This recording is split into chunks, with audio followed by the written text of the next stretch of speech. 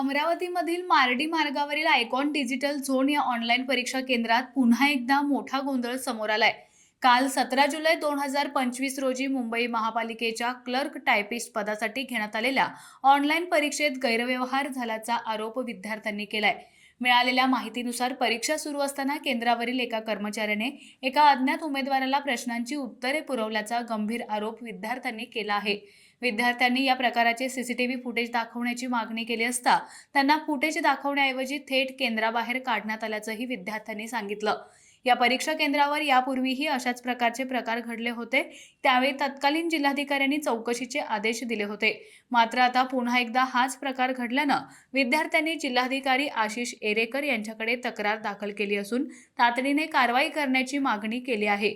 या घटनेमुळे व्यथित झालेल्या विद्यार्थ्यांनी माजी खासदार नवनीत राणा यांचीही भेट घेऊन आपली समस्या मांडली। नवनीत राणा यांनी या प्रकरणात तातडीने चौकशी केली जाईल असं आश्वासन विद्यार्थ्यांना दिलं। याबाबत जुनेद खान आणि आकाश राठोड या विद्यार्थ्यांनी आपली बाजू मांडली आहे।